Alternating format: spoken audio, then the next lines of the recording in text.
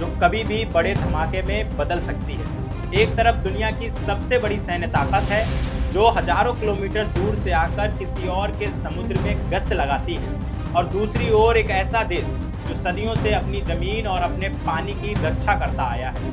आज दोनों के बीच टकराव इतना बड़ा हो गया कि पूरी दुनिया की सांसें थमी हुई हैं। नमस्कार, मेरा नाम है फैसल और आप देख रहे हैं द हिंदी टॉप। पहले समझते हैं कि आखिर हुआ क्या है। स्ट्रेट ऑफ हॉर्मुज के ऊपर एक अमेरिकी अपाचे हेलीकॉप्टर गश्त कर रहा था। यह वही इलाका है जो ईरान का अपना समुद्री क्षेत्र है, फारस की खाड़ी, जिसे ईरान सदियों से अपना घर मानता आया है। ईरानी सेना ने उस अमेरिकी हेलीकॉप्टर को मार गिराया। अमेरिकी राष्ट्रपति डोनाल्ड ट्रंप ने खुद ट्रुथ सोशल पर इसकी जानकारी दी और साथ में चेतावनी दी कि इसका जवाब देना जरूरी है। दोनों पायलट सुरक्षित बताए गए, लेकिन टकराव की आग भड़क चुकी थी। यहाँ एक और बड़ा सवाल उठता है जो दुनिया के बहुत कम मीडिया चैनल पूछते हैं। अमेरिका का यह हेलीकॉप्टर फारस की खाड़ी में क्या कर रहा था? फारस की खाड़ी ईरान के तट पर है, अमेरिका के तट पर नहीं। अमेरिका हजारों मील दूर से आकर इस इलाके में अपने युद्धपोत और हेलीकॉप्टर तैनात रखता है, और जब कोई देश अपनी सीमा की रक्षा करे तो अमेरिका उसे आक्रामकता कहता है। यही है अमेरिका की वो सोच जो दुनिया के कमजोर देशों पर थोपी जा रही है। अपने घर में किसी और की फौज देखकर कोई भी देश चुप नहीं बैठेगा। और इसी के जवाब में ईरान के विदेश मंत्री अब्बास अरागची ने जो कहा वो बिल्कुल साफ और सीधा है।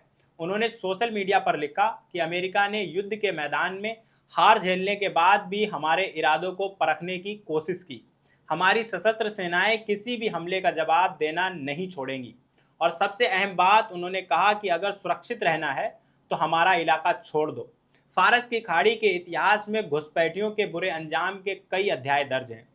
यह कोई जज्बाती बात नहीं, यह एक ऐतिहासिक सच्चाई है। जो भी बाहरी ताकत इस इलाके में जबरदस्ती घुसी, उन्हें मुंह की खानी पड़ी है। यह सिर्फ अमेरिका ईरान का मामला नहीं है।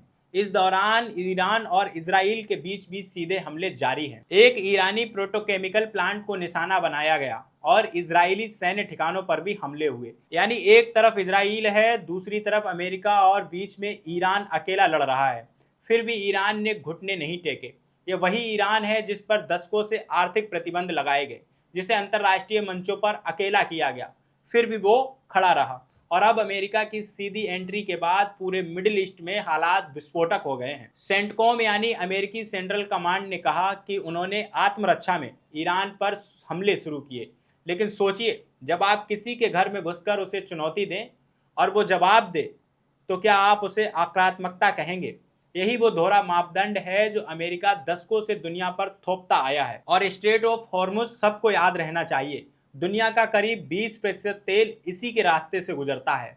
अगर यहाँ युद्ध भड़का तो इसकी आंच भारत तक पहुंचेगी।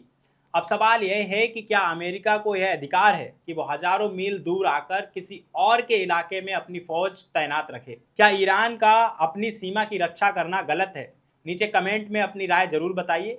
यह मुद्दा सिर्फ मिडिल ईस्ट का नहीं बल्कि पूरी दुनिया और भारत का भी है। भारत को भी इसमें सतर्क रहने की जरूरत है।